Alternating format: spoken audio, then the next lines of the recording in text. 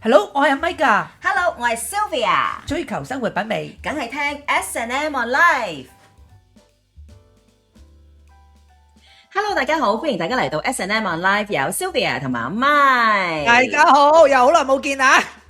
Hello，大家好啊！今集咧，我哋要還下債先啦，因為早排咧就有一個嘅影壇盛事咧，就喺呢個康城舉行啊！唔知大家有冇留意咧？就係一年一度嘅三大影展之一啦，康城影展咧已經係舉行咗2個星期啦。咁啊有好多巨星咧都出席咗呢一個嘅盛會啦，裏邊有好多嘢咧都值得啦同我哋講嘅。咁我哋等佢哋咧成個活動完咗之後咧，即刻第一時間同大家喺呢一集逐一講下嘅噃。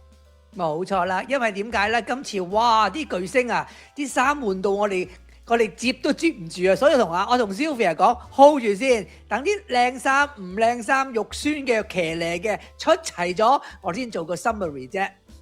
好，今集咧，我哋第一個要出場嘅咧，話我覺得佢咧要拎幾多個篋啊，先至可以去到呢個康城影展，因為佢哇真係好多靚衫啊！佢就係其中一位嘅評審啦，就係 Demi Moore 啊，今年咧就成為咗康城影展嘅評審之一。咁啊話明評審啦，每一次見面都要着得靚靚㗎嘛，所以佢好似 fashion show 咁嘅，咩衫都有啊！我啊揀嚟咗咧其中10件8件俾大家睇下，睇下佢着得好唔好啦嚇。開始咯噃，第一件咧，喂呢件咧就Demi 係 Moore呢套白色衫，其實着出嚟覺得佢特別後生嘅，因為顏色淺咧對佢着數嘅。如果唔係就老噶啦。哇！呢件仙氣喎，一樣啦，係咪先？咦，我叫佢紫霞仙子啊喂，係啦，有啲似，係咪啊？冇錯。呢件你最中意啦，係啊，因為我發覺一個60幾歲嘅芭比公仔咧，真係頂佢唔順咯。呢個似紙袋係嘛？紅色一個好靚嘅名牌紙袋 ，Gucci 紙袋，冇錯啦。嗱呢件我中意嘅喎，梗係啦，我都話啦，佢呢個年紀一着一啲比較淺色嘅 silver gold，佢個人都特別彈出嚟，同埋嗰個活力零舍好噶。喂呢件好笑啊，嚟自 Balenciaga 嗰個顏色同嗰個款咧好特別啊！我就話唔係啦，應該嚟自酒店嗰個被袋啦。呢個偷咗酒店個被袋攞嚟行紅地毯啦，好驚啊真係！呢件紫色又如何咧？都係 Gucci 嘅產品喎。嗱，開始一到深色就有啲老 feel 啦，所以唔好着咁多深色嘢啊 Demi Moore。喂呢件 Thom Browne 嘅好有特色啊！呢個唔係，我諗係下一部呢個驚慄片嘅吊頸嘅 costume 嚟嘅，係準備上吊嘅。好乞人憎啊你！最驚呢件啊，康城而家都夏天啦，熱辣辣，做咩着到咁樣咧？呢件都係 Gucci 喎。我見到佢又話真係好熱，我都想剝衫，你係咪傻㗎？所以整體咧，你見到 Demi Moore 今次啲衫咧，即係有好有唔好啦。但係其中你就發覺兩樣嘢。第一就係咩啊？頭髮冇錯啦，我頭髮真係過長咗啦，同埋跟住講句，佢越長越覺得個人越潮水嘅。係啊，同埋太瘦啦，開始嗬。冇錯啦，同埋啲衫咧，記住年紀又翻咁上下，着翻淺少少，個人俾感覺嗰個活力同埋嗰個精神係差好遠㗎。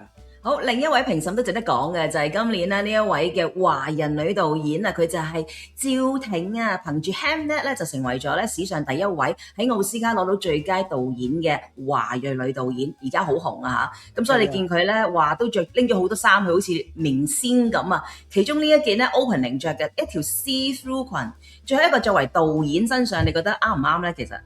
喂，我哋香港個舒淇做咗導演都着晒呢個黑色嘅 suit 啦，多點肉都睇唔到。佢啱啱走相反，就呢個時間做呢個導演俾你睇晒全身，我覺得佢有啲問題嘅。我覺得佢係咪想做女明星啊？下次做女主角啊 ？No way！呢件 Prada 低調啲啱唔啱咧？低係低調啦，不過佢插咗袋之後有少少低低地啫。笑人哋扮緊少女啊，你唔知噶啦。哇，呢件正啊 Schiaparelli 着喺導演身上，我真係第一次見啊！突然之間由呢個低低地變成豹女郎，所以我發覺佢而家啲形象咧都係好難定。究竟佢扮高啊定扮低，我摸唔到啦，捉摸唔到噶。嗱，譬如呢啲咁樣又扮 model，但係又矮咗2寸咁樣咧，好似衣不稱身咯，感覺係。我 model 我唔介意，我好介意佢咁樣成日紮條辮，因為以一個咁嘅年紀40多個歲嘅女士紮辮冇問題，不過唔係紮啲咁嘅呢個村姑嘅辮咯。佢44歲啊，今年嚇。喂，呢個正啊，呢件 Halloween 啊，覺得係早咗少少。Halloween 咧，美國係10月同11月嘅，同加拿大唔同，不過都唔係着成咁樣咯。或者佢下一套戲嘅戲服咧，有機會。哇！呢個都好正喎，呢個。你講正，佢條辮就幫唔正啦。我唔該佢紮辮唔緊要，不過唔好紮啲咁嘅少女辮咯，好難頂咯。但係最過分都係呢件啊，嚟自 BV 嘅出品啊，你點形容咧？呢個係咧喺精神病院走咗出嚟，俾人走甩咗嗰個，準備拉翻嚟嗰個嚟嘅。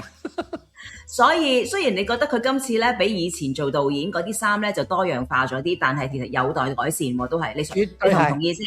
絕對唔完全唔敢同阿 Sylvia 姐拗，真係好多改善。搞個頭先啦嚇，好，跟住我哋睇睇另外一啲嚟自亞洲嘅女星啊，不可不提嘅咧就係有我哋嘅鞏俐姐姐啊，因為今次咧佢喺康城好重要，因為已經係佢第21次踏上呢個康城影展嘅紅地毯，咁所以咧大會就邀請咗佢做呢個 opening speech 啦，就同呢個 Jane Fonda 一齊。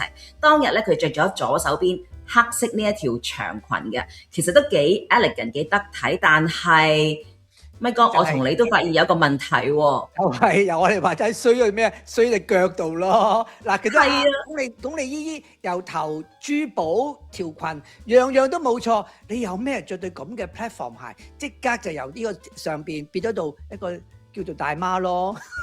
其實我記得咧，我之前咧喺香港嘅連卡佛咧見過佢 shopping 嘅，喺個即係化妝 counter。佢高唔高㗎？好高㗎，當時佢都係着對咁嘅鞋，我覺得佢好中意着呢對鞋啊，即係佢覺得舒服啊。因為頭先你講佢如果佢本身身高唔係矮嘅話，佢根本就唔使咁樣駁腳法。其實佢着普通高踭鞋已經夠㗎啦。係咯，但係可能呢對特別舒服咧。喂，咁藍色嗰件隔離呢件藍色紫紫地呢件好唔好啲咧？呢個咧就叫做記住，大家逢親着一啲咁嘅雪紡衫，就唔好孭條咁嘅粗嘅黑皮帶，你會發覺成個豬肉佬咁咯。即係我發覺你哋記住 soft 嘅嘢，用翻啲 soft 嘅嘢嚟襯，嗰一條黑色嘅皮帶，件衫幾靚，都俾佢搞到似呢個寶寶啊、圖圖啊嗰啲衫咯。好似唔係好襯啊，可能唔襯啊，真係唔襯啊！你睇下當年鞏俐姐姐幾靚嗱，呢張相咧就係嚟自33年前啊，都係喺康城影展呢個地點裏邊。當年咧就係《霸王別姬》首次咧就係參與呢一個康城影展，最後咧就係攞到全場嘅最大榮譽大獎，就係呢一個金鐘女獎，亦都係史上唯一一部華語電影攞到呢個獎。當時咧你見到鞏俐姐姐同埋Leslie 一齊咧就喺康城咧就係接呢一個嘅榮耀啦。而今時今日喺今屆嘅康城裏邊咧，呢一個嘅電影咧更加變成咗一個4K 嘅修復版，喺今年嘅康城裏邊咧再次上映，所以咧佢特登去咧都係即係特別有意義咯，我覺得成件事。但係你會見到有冇好大嘅分別啦？即係當年同今日嗱，起碼我認得出阿鞏俐姨姨啦，總之仲認得到係而家發咗福少少大媽 feel 啫，都接受嘅。OK 嘅，其實真係。OK 好啦，另外我哋轉去韓國方面咧，有我哋熟悉嘅全智賢啦。咁佢嘅新片咧就係呢一部嘅《屍殺禁區》啊。咁啊，首度咧就喺呢一個嘅康城咧進行首映嘅。咁帶埋咧一眾嘅導演啊，全班人馬咧就係去行呢個紅地毯。我覺得佢呢件衫相當之啱佢，好適合，同埋都幾 elegant 喎，同唔同意啊？完全同意，同埋我覺得全智賢揀啱咗衫，點嘅原因咧？你發覺個紅地毯裏邊佢最白色呢套衫，全部冇黐地，但成個人彈晒出嚟，同埋佢身高真係其實轉型好高嘅。你見到佢嗱，佢冇着 platform shoe 嘅，然後呢套衫唔會過分暴露，亦都見到隻手，所以呢套衫 she looks great，she looks fantastic。其實件衫唔係好複雜，唔係好多嘢，但係咧佢就可以用自己即係本身嘅好優越嘅條件就可以 show 晒出嚟，呢個咪高咯，我覺得係。冇錯。好啦，咁咪睇睇佢另外一件啦，casual 啲嘅呢一件Chanel 嘅都係，你點睇咧？嗱，呢件衫雖然頭先阿 Sylvia 話咦都似吊頸喎，不過可能係 casual look，但係仲有一樣嘢，同埋同條褲嘅比例，我勉強都仲接受到嘅。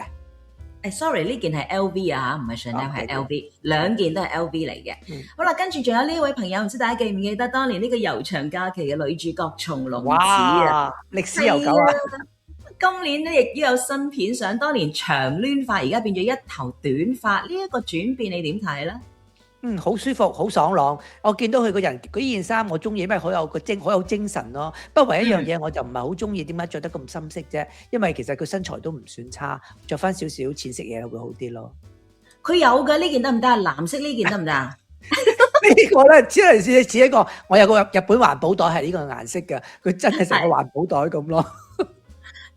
你話頭先講過咩啊？佢又唔係300磅，唔使着到咁。冇錯啦，你又唔係300磅，你唔使着成咁咯。唔好啊，松隆子，你仲係好多人而家心目中嘅偶像嚟㗎。係啊，OK 啊，真係完全冇問題啊。跟住我哋見到仲有佢啊，當紅嘅凌賴瑤啊，亦都有咧品拍攝咧今次是枝裕和嘅最新電影啦，就叫做《再生家族》嘅，亦都喺康城咧首次咧就係呢一個首映啦。呢一身好簡單嘅黑色打扮，會唔會太過低調咧？係啊，其實我都嫌佢略為低調，不過見到佢黑色之餘咧，就有少少叫雪紡，即係少少 see-through 都好過完全全黑咯。Okay. 算得佢白雪雪都夠，都啱啊，冇錯。好在佢夠白咋，夠白嘅真係。咁啊，係啊，好，跟住我哋見到有熟悉嘅內地嘅 model 啊，佢係劉雯啊。左邊呢一件紅紅地色呢件咧，都係嚟自 Chanel 嘅最新產品喎。但係我覺得唔係咁咩啫喎，你覺得咧？一個叫做好貴嘅紅色雞毛掃咯，係核突咯。係啊，咁右手邊呢件白色會唔會有進步啲咧？進步咗嘅啦，似一個叫做即係好似準備即係喺精神病準備入去之前，將佢綁住嗰啲 look 咯，又係 look stupid 咯，兩件衫都唔合格咯。好，跟住睇睇中國女星趙濤呢一身打扮啊，嚟自 Prada 好簡單嘅打扮啊，你覺得點睇啊？進步咗啦，你見到佢兩個手臂咧都有少少 design 冚住，咁呢樣嘢對一個年紀有翻咁上下嘅女士嚟講好適合，咁同埋冇龍冇鳳條裙，好好啦已經。內地開始知道咩叫 less is more 啦。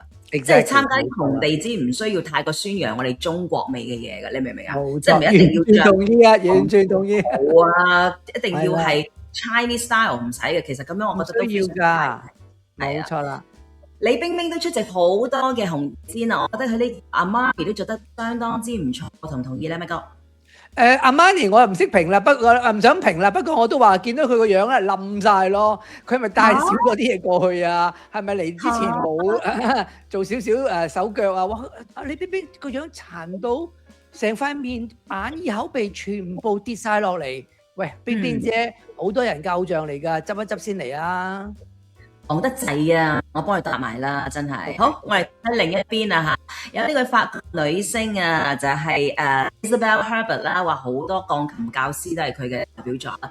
喺今次影展裏邊，佢都着咗件靚衫嘅，佢有呢件呢件嘅紅衫啦，呢件咧黃皮嘅 Balenciaga 啦，仲有呢件 Louis 嘅。嗰邊嘅中意多啲啊？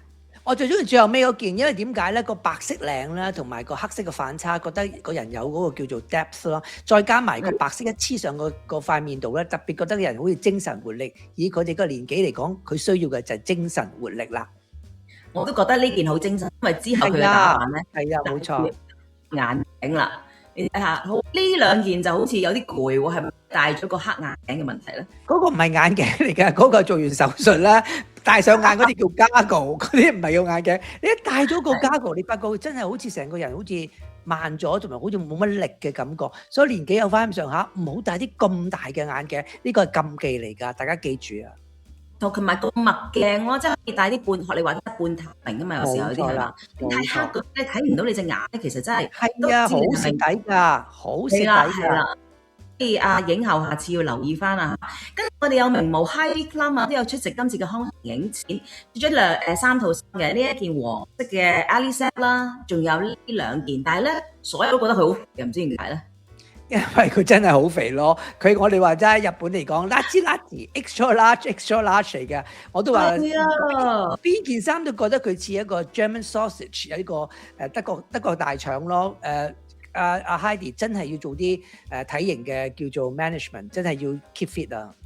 我覺得佢交咗俾佢負責㗎啦，佢而家放棄㗎啦，基本上。好啦，跟住我哋有哇，好耐冇見嘅 Sharon Stone 啊！哇，你睇下一頭短髮好清爽，得唔得咧？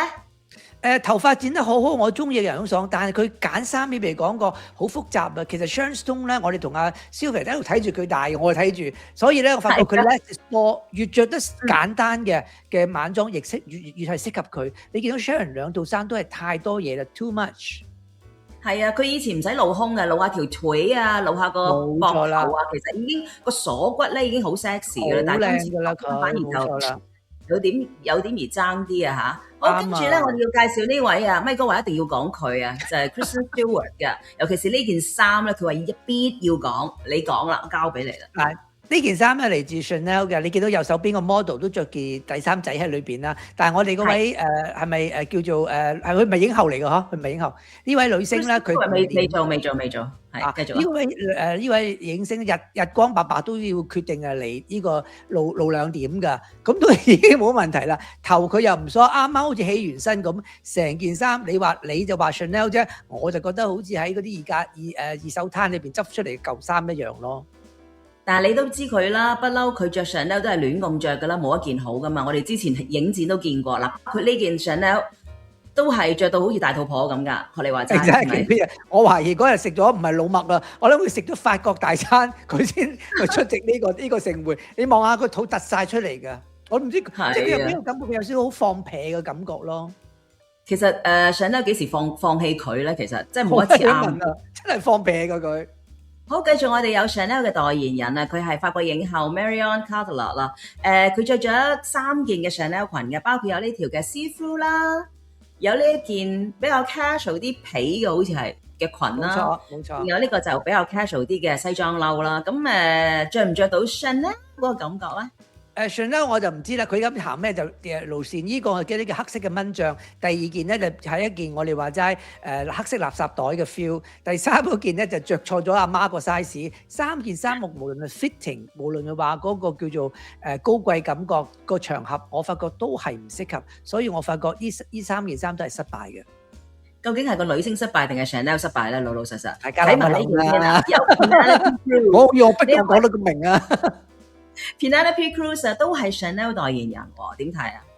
佢右手邊件衫真係好似我哋話齋見人哋嗰啲以前掹鴨掹雞毛嗰啲掹未甩晒嗰啲咯，所以係好差咯。掹雞毛仲有呢個喎 Salma Hayek 喎，嗱呢件 Gucci 嘅嚇，又係乜呢個咧？雞毛頭喎，呢隻白色嘅肥鸚鵡咧，嗰啲咧嗰啲佢似隻鸚鵡啊，我覺得。喂，你唔使配埋音啊，威哥。喂，仲有呢件最誇張啦，都係 Chanel 最多毛係佢啦。其實咧，喂康城好鬼熱噶嘛，呢件時間，使唔使着到咁咧？真係熱鬼死啊！佢係 Sandra Hüller，點睇咧？好似成個異形咁，好似有啲喺邊爆出嚟啦，就係撐住有啲口水啊咁吐出嚟，俾我感覺係有啲恐怖 feel 咯。我都話 Chanel 依家 designer 佢真係諗嗰啲嘢，我哋正常人係諗唔到嘅，俾佢諗得出嚟，異形碌嚟嘅呢個4個字估你唔到。跟住我哋有 John Travolta，今次喺康城咧係得到一個咧終身成就獎嘅。咁啊，你見佢咧個樣都非常之沙醒啊，都年過70啦。你見到佢無論身形啦或者樣貌咧都 keep 得幾好喎，同唔同意啊？完全同意，今次佢仲帶埋女女去，佢咧原來有部新戲，佢導演佢關於佢自己一生嘅，咁阿女咧就喺度有份喺裏邊參演。我覺得阿 John Travolta 雖然年紀大，但係見到佢對自己好有要求。你望下佢頂帽啦，佢話而家佢嘅工作已經唔係演員，係導演，呢啲係啲叫導演嘅戴嘅帽，所以佢真係 pay 咗 attention。無論佢條褲嘅長度，佢西裝嘅嘢，全部都係執得好正。所以 John，我覺得 good job。Good job！好啦，跟住仲有我哋嘅呢個開幕嘅代言人之一啦，就係 Jane Fonda 嘅，就同阿鞏俐一齊咧就做咗一個開場嘅演講詞啦。當時就係着咗呢件衫嘅，咁後來咧亦都換咗呢一套白色嘅西裝褸啦。邊個 look 啱今時今日嘅 Jane Fonda 咧？呢件 Gucci 嘅。以一個80多歲嘅女影星嚟講啦，我梗係希望佢着得稍為淺色啲啦。咁前面第一件咧，我覺得略嫌黑，雖然咧佢有少少 bling bling，但係以一個80多歲嘅人嘅精力咧，始終都係有限。所以如果我要揀嘅話咧，我一定揀後者嗰件白色嗰套 suit，咁樣嘅感覺，除咗精神有活力之外，個人啊後生好多㗎。跟住 Joan Collins 夠後生啦，哇！呢件衫令到佢嘅雍容華貴啊！快啲講俾大家聽，佢幾多歲，咪哥佢今年係94歲，所以我係好佩服阿 Joan Collins。頭先我都話啦，佢識揀衫點揀啊？佢識揀淺色嘅衫，然後配一對黑色嘅 opera gloves。佢睇嗰個叫做有層次感得嚟咧，係完全你唔會唔見咗佢嘅成個身形。仲有大家知道90幾歲，你唔 expect 佢身材好似葫蘆咁，但係佢件衫嘅設計係將所有你唔想俾你見嘅嘢，佢全部冚住晒。所以 Joan Collins， 你係得嘅。好叻啊！你諗下佢個頭髮又要 set 啦，個妝又要化啦，件衫都唔輕噶嘛，仲要見到佢着咗對尖嘴嘅高踭鞋啊！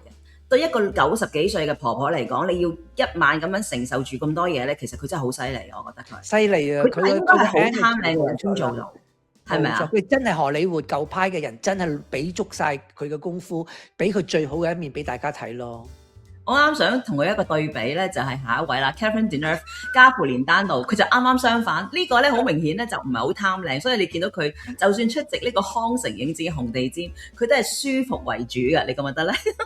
我唔係心碎，我心係裂咗，係裂晒。咁樣人哋有權噶嘛？呢個係我由細到大嘅即係叫做 idol 嚟嘅，呢係我 muse 嚟嘅。而家見到阿 Catherine Deneuve 啦，即係我知你係要舒服，不過唔使舒服得咁舒服咯。嗰件真係飛機恤嚟㗎，我俾你聽。係啊，好舒服，真係冇再。不過我知好似佢有咪嚟頒獎諸如此類，即係我發覺我諗佢年紀有翻咁上下，佢80幾啦都。咁呢件衫真係令我好失望咯，唔想講，因為係我 idol 嚟嘅。我覺得隨心啦，自己最舒服得噶啦。跟住我哋記得有 Elijah Wood，Elijah Wood 今次嚟康城咧，特別就係頒獎俾咧導演 Peter Jackson 啦。咁但係其實我係唔係想講佢，因為其實佢件衫冇咩好講，反而佢嘅女伴咧，我想講偉哥。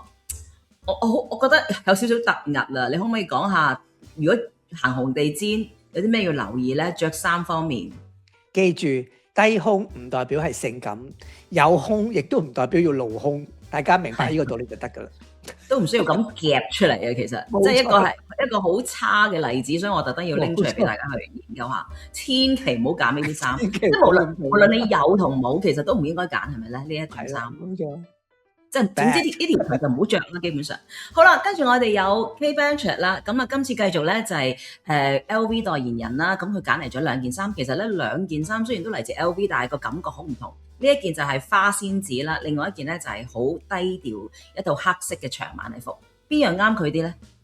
嗱，第一套衫我見到阿 Sylvia 一彈出嚟，我第一個4個字花街癲婆咯，因為呢個絕對唔係 K 嘅 style 嚟㗎，阿 K 一個好嚴肅同埋對樣樣嚴謹，好要求高嚟㗎。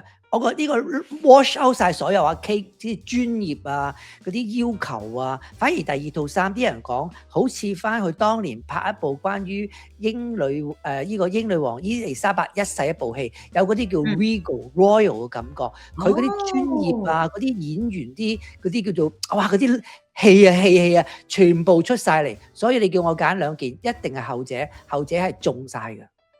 好，跟住我哋有我當年嘅女神啊，到我啦，4個分係一個狀態。Ed McDowell 啊 ，OK， 佢整咗呢頭長白髮之後已經想死啦。今次咧出席呢個康城影展，仲着埋呢條咁嘅黑色裙咧，想點咧佢？我真係明咧，全個呢個康城嗰啲記者都講，佢做乜事將條底褲咧跨咗喺條頸度啊？係，仲要係好三角嗰啲咧，嗰啲底褲仔，你明唔明？好驚啊！真係。嗱，呢條裙又係冇呢個 Alberto Ferretti 嘅 couture， 但係我發覺我唔知個 designer 諗啲乜嘢，其實冇咗嗰個即係嗰條底褲啦，其實呢條裙都冇乜會露到啲咩出嚟嘅，根本就唔使擔心會話過分暴露咯。不過如果呢個如果話呢個係嗰個設計咧，我真心講句，Michael 都唔識欣賞啊！我真係唔識欣賞。其實呢條裙一啲都唔靚，揀錯真係揀錯，真係。好，跟住我哋有Julianne Moore 啦，佢就嚟自咧就 BV 系列嘅，咁啊呢件就正常啦，我哋叫春晚紅嘅晚禮服啦。冇錯。今年 BV 原來係好多呢隻嘅喎，頭先導演趙婷之後咧，佢又着呢一個系列嘅 BV 衫喎，乜哥點睇啊？係啦，呢個就我哋叫做精神病院系列啦。大家如果想俾人誤會或者想俾人感覺你準備入精神病院嘅話咧，可以試一試呢個系列咯，絕對啊包你啊俾人拉上呢個精神病院嘅車嘅。好，跟住我哋有 Tilda Swinton 啊，偏瘦嘅佢咧，鍾情於 Chanel 嘅衫啦。咁每一次都好突出嘅，但係今次會唔會太突出咧？兩件都好似怪怪地喎，係咪咧？冇辦法，新嘅呢個 Chanel designer 佢中意玩怪怪地。嗱，你見到左手邊嗰條咁嘅叫做套褲裙啦、套褲啦，你見到個顏色嗰個無論嗰個 design 呢樣嘢都唔係平時你見開嘅 Chanel 啦。右手邊嗰個咧就覺得好似成個好似有少少病嘅，雖然紅色啊，但好着得人好冇精神，唔知點解有少少寒背咧。所以呢兩件衫對阿 Tilda 嚟講都唔係特別着得個人好有味道咁出嚟咯。好，壓軸仲有 Zoe Saldana，呢期我哋成日都話做乜嘢啊你？點解次次出嚟個樣都唔係好掂，仲有件衫都唔係好掂啊！今次呢件又係 Chanel， 但係你自憎嗰啲大花。係啊，我見完呢件衫，我話冇㗎，呢件真係似瑪莎俾一啲叫做超有翻重量嘅外籍女士嗰啲裙。阿 Zoe 個身材 physique 咁靚，點會着呢啲咁嘅大媽裙呢？ Zoe 真係要轉個 stylist。雖然 Chanel 係好肯俾錢，但係你要有自己形象㗎，唔好繼續着呢啲咁嘅衫啦。好，我哋一次過咧同大家咧就係 go through 咗今年啦第79屆康城影展所有影星佢哋着嘅衫啦。其實咧，因為為期2個星期，其實出席好多活動，好多衫，好多衫，希望盡量全部同大家 cover 晒。咁希望大家睇到我哋今次作為 Fashion Police 嘅努力係做到最好俾大家噶啦。希望大家容易今次好多衫啊！係，同埋我哋要每一日都要 mon 住，每一日發生啲乜嘢嘢，咁所以我哋嚟一個大嘅總結，希望大家中意啦。係啦，咁啊嚟緊咧，我哋個 Fashion Police 咧有新行動，咁威哥同我哋講下先。係啊，有人踢我哋啦，話我哋懶惰啊 ，Sylvia。係點懶惰？話我哋唔再呢排冇出呢個 YouTube Live 啊，你記唔記得啊？我哋係等大家嘅意見嘅，唯有咧就呢個禮拜5咧就要再出動，同大家做一啲叫做 Fashion Police 要做嘅啲度嘅嘢啦。因為咧，我哋上個禮拜出咗呢個港姐之後咧，咁啊好多朋友都撳咗個一字，好想我哋繼續咧講下咧，究竟邊啲港姐係膠面啊，邊啲港姐真係靚啊咁樣樣啦。咁所以咧，我哋就希望咧開嚟緊一個 YouTube Live 啦，同大家喺網上邊咧一齊傾偈。我又想聽下你心目中真正嘅港姐，最靚嘅港姐係邊一個？我哋嚟一個咧 YouTube Live 同大家講下。咁所以咧，我哋就揾咗個日子啦，大家寫低佢咯。就係嚟緊嘅星期5晚上10點鐘。晚上10點鐘點解會遲咗1個鐘咧？平時我哋9點開噶嘛，因為大家知道星期5大家通常可能都會有約啦，夜晚食飯啊等等啦。咁所以咧，我哋就會將我哋嘅 YouTube Live 咧就會順延1個鐘頭，就嚟緊嘅星期5 6月5號嘅晚上10點鐘咧就會開一個直播 YouTube Live 同大家繼續講呢啲叫咩啊？港姐番外篇係咪？係咪講？冇錯，篇外篇啦，冇錯啦。篇外篇係啦，篇外篇咁樣樣。咁希望大家咧到時咧多多捧場，或者咧邀請多啲朋友同我哋一齊 chat chat 傾下偈啊。係啦，如果想聽我哋嗰啲叫做老實話，或者我哋心底話嘅話，記住 click in 10點鐘入嚟我哋嘅 YouTube Live，到陣時同你哋爆完再爆，好唔好？係啦，我哋繼續咧呢幾日咧都會繼續咧搜羅更多一啲咧可能懷疑真係做過微調嘅港姐嘅 before and after 嘅相，同大家繼續討論。或者如果你手上有一啲嘅話，不妨提供俾我哋都得㗎噃。見到我哋咧右上角有一個咧即係 QR code 就係我哋嘅 Facebook 啦。咁大家其實咧可以咧 scan 咗落嚟，加入我哋嘅 Facebook，然後 send 啲相俾我哋都得㗎，係咪啊，咪哥？冇錯啦，我見到有人問我右手邊個 QR code 其實係我哋嘅 Facebook， 可以參加咗我哋 Facebook 做咗我哋會員，有好多筍嘢介紹㗎。好啦，咁約定大家嚟緊星期5晚10點鐘，我哋 YouTube Live 再見啦，拜拜，拜拜。S&M on Live 今個星期又同大家 YouTube Live， 今時今日嘅香港小姐個個都變做膠面港姐、醫美港姐，究竟呢個世界仲有冇真正無添加嘅香港小姐呢？今集我哋會同大家一齊拆解，逐點睇下每一位選美佳麗背後嘅真與假，預咗你噶啦，快啲一齊入嚟傾下啦！約定大家今個星期5晚上10點正，一齊嚟個膠面港姐篇外篇，到時見。大家亦可以重溫我哋 S&M on Live 多個精彩嘅節目，同埋介紹多啲朋友睇下我哋嘅節目，仲有我哋嘅 channel，多謝你哋啊！